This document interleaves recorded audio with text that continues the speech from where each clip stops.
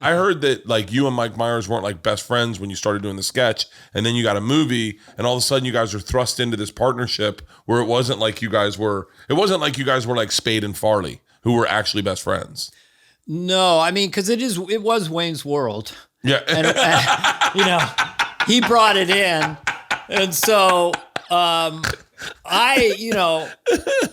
it just grew and grew and grew. And we had no defined thing in terms of doing a movie. Because I started laughing a lot because Garth didn't have many lines in the sketch. So he was kind of, all Mike said was, you worship Wayne, super supportive. So be like all this stuff going on, Yeah. And because he had a brown wig, I just walked through and grabbed the blonde one and put on the nerd glasses. Like I was going to do him like my brother Brad, who talks like this. And then when we got in the movie, did you remember the first sketch you did of Wayne's World? Yeah, it was just over in the corner in 8H. We had the set, and it was Wayne's World. I'm not sure who our guest was, but it was like extreme close up. It's all that. Yeah. Mike was really good at catchphrases and rituals of things that you do, And so it was all that. And it didn't kill initially, and then it just kept growing and growing and growing until it was a killer sketch. We had Madonna, we did a film on it. And then the film came up and it was like, well, what is this? Is this old school Lorne Michaels? Did Lorne Michaels produce it? Yeah. And so Lorne Michaels produced it.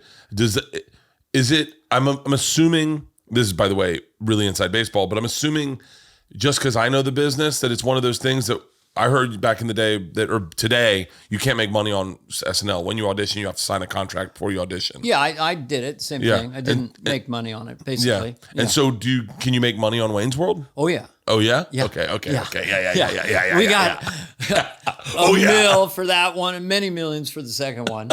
And we own, because there were no gross players. It's Hollywood stuff that I think me, Lorne, and Mike, we all had 10% of Wayne's World 1. 10%.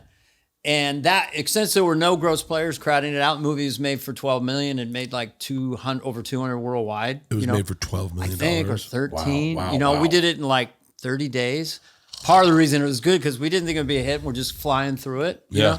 So we got paid for that one. And that first one came out really nice. It was Penelope did let us into the editing room, Mike and I, because the Foxy Lady scene wasn't going to make it. Because it was the 21st hour of the thing. Yeah. And the initial cut was all over the place. And so she let me go in and kind of fix it. You know? So that was satisfying. Wayne's World comes out. It's a bit of an abstraction to Mike and I. We're getting all these mail and all this shit. And we see it's number one, but we're still like, we didn't get paid a lot for that. We're not rich or anything. Yeah. And then we're going to go to London and do the press conference or, press for, And so then we're going to show the movie to the press or public. So Mike and I... Now, do you know the movie's hilarious or are you nervous? I couldn't watch it. I watched it in editing, but I couldn't watch it for like 2 years because both Mike and I are pretty neurotic that way. Yeah. Like the first screening in New Jersey, both of us were like kind of disappointed. So we're at dinner and we're like, I thought my scenes, that was cut too short. This should have stayed longer. We're just doing that. He's doing the same thing. And then the Paramount guy goes, it's got Ghostbusters numbers. Let's eat. So it had the top boxes and all that shit. Shut up. So you go to London, they do press con. And then we're at the Dorchester, which is like a 10-star. Hello, top of the day for you. We had a private driver. Oh, I think the little guy should be in charge. Everything was Mary Poppins and British accents and everything.